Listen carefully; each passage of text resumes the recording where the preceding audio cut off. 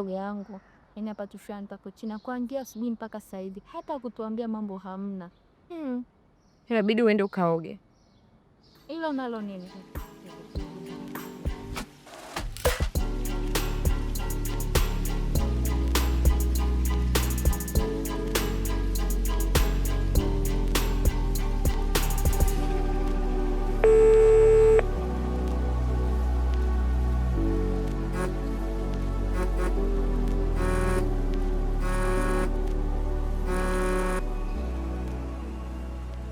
Halo, mambo? Poa, vipi? Niambie, nani?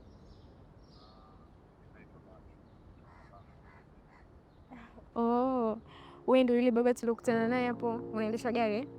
Yeah. Tunaweza tukaonana? Kuhusu lini ni leo, ila kuhusu muda nimekuachia wewe. Wapi? Unaweza kuja nyumbani kwangu au tukutane lodge. Wewe baba vipi?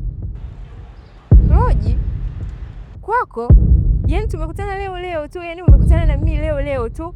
Alafu unaniambia tukutane lodge. Wewe baba unanichukuliaje? Unanichukulia mimi malaya? Unanichukulia najiuza? Mimi sio mwanamke wa namna hiyo. Unanielewa wewe baba?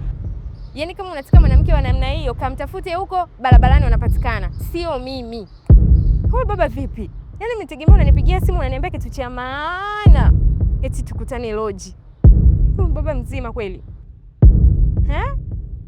Sikia, nimekuelewa. Eti tukutane lodge. Mtu tumeonana leo tu. Shoga yangu, umesema ana gari na ana hela. Ndio. Mpigie. Utapoteza zile la mentali hilo. Tumekaa hapa kuanzia asubuhi mpaka sasa, hata kutuambia mambo hamna.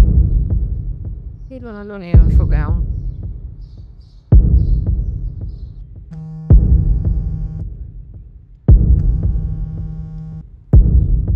Unataka nini tena?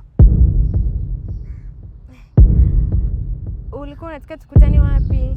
Nisikilize, hiyo biashara ishakufa. Kwa hiyo futa namba yangu. Sitaki unitafute tena. Jamani, usiwe na hasira. Unajua mimi ni mwanamke. Nahitaji kutongozwa, kubembelezwa. Nilitegemea vitu kama hivyo. Kwa ni kutokuelewana tu. Basi niambie vitu tukutane wapi? Sikia. Kutongoza nilikuwa natongoza wakati sina hela. Yaani ni wakati sijajipata. Nina gari, nina hela, nina nyumba. Natongoza nini? Yaani mimi tena nikae sasa hivi natongoza? Achana na mimi. Nisikilize, nimekwambia achana na mimi. Kanikatia. Mpigie. Nakata, mpigie. Haya. Sina mpige vipi tena nikatia simu.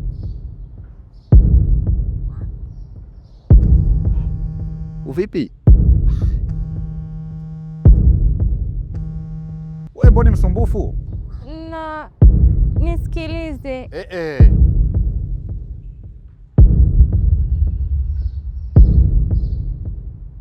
Kanikatia.